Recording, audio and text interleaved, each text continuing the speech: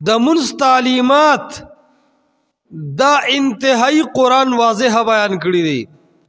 سیدنا عمر رضی اللہ تعالی عنہ باندې په صف کې ابو اللؤلؤ فیروز مجوسی حمله وکړه. په منځ ولاړ دی او حمله په نیزه باندې وکړه وی وخو. عمر رضی اللہ تعالی عنہ د منځ دوران کې وینه بهیږي خو خپل منځ جاری ساتي. ځکه د محققین او اهل علم مسلک دا دی چې هغې په وینه باندې اودس ماتېدو نه دي قایله. او دا د ډیرو صحابه کرامو د الله د پیغمبر د احادیثو نه مفاهم خبره ده.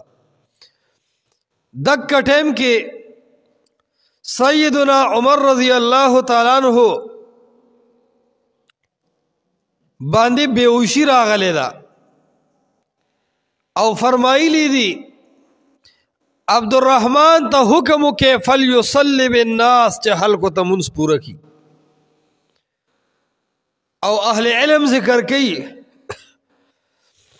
چې کله په نشا او بیهوشي تلا او راتلا نو یو کس ته تپوس وکړو چې ای امیر المؤمنین د منځ مو څه خیال دی.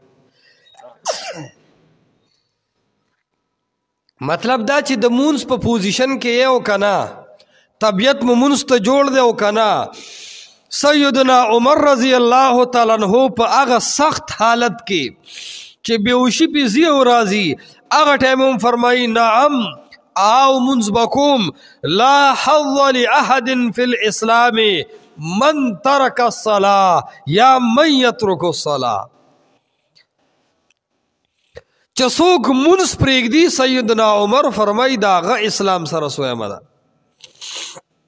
او بیا راځي موطا د امام مالک کې 117 نمبر کې علامہ ذهبی کتاب الکبائر کی لکھی سیدنا عمر رضی اللہ تعالیٰ عنہ د جن آخری منځ کو هو جرحه یثعب دما د هغه د بدن نه بیا وینه روانه د منځ کو دومره د هغې منځ سره محبت د بدن نه وینه بهیږي آخري سلګې دي لیکن بیا هم مونز نه قضا کوي خپل مونځ وکړو.